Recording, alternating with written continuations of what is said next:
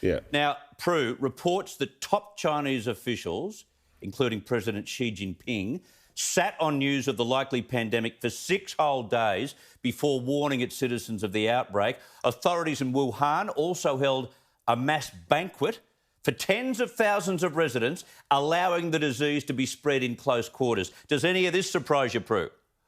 Absolutely not. You know, we understand that it's all about control in China.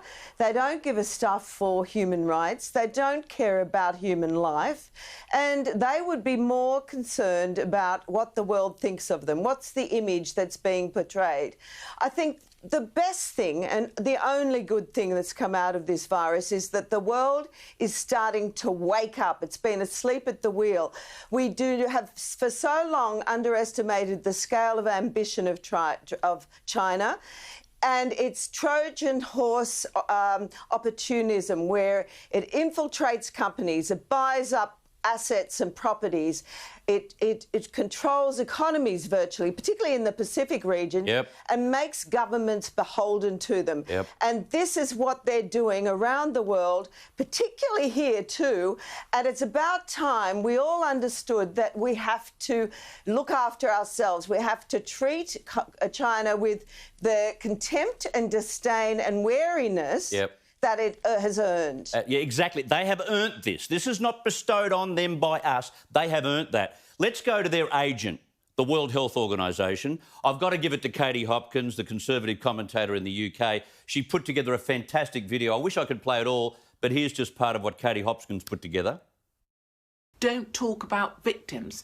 To be honest, if I'm dead, I don't really care what you call me. You can call me a horse-faced old cow. Most people do. And if I'm dead, I'm not going to mind. He says, emphasise the positives of COVID-19. So here I go.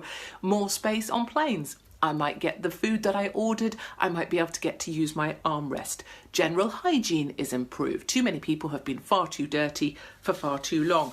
Chinese restaurants, less popular. People are quite tubby. Good thing. And borders are beautiful again. It turns out that Trump was right and we should build a wall. I'm here to remind you that leftist stupidity is going to make the lizard eat their own tail. Now, off you go. Go and get your toilet rolls. Oh, Liz, it makes for great material because he did it himself. Tedros embarrassed himself in front of the entire world. Absolutely. Look, we've seen the WHO come out when it finally did take action, when China's lapdog was left off the leash to actually inform the world maybe something was going on. All they did was tell us not to close our borders, tell us human-to-human transmission wasn't a thing, and tell us this was my favourite, which Katie has covered. They literally took to Twitter, took to all their channels to lecture us on the most politically correct way to refer to the virus to ensure that we weren't assigning blame to the CCP. The left literally can't even have a pandemic without getting offended. Even myself, you know, continuing to refer to this as Wuhan virus, I have copped such hatred. People saying you're a bigot, you're a hater, your family must be so ashamed of you. And I'm like, what if people hear you and assign blame to China? I hope you assign blame to China. We have proof after proof. This is absolutely their fault. They lied, they covered it up, they sought to save face, and the world has paid dearly in lives and livelihoods. Well said. Whatever you're having, I want some of it. Just hang there.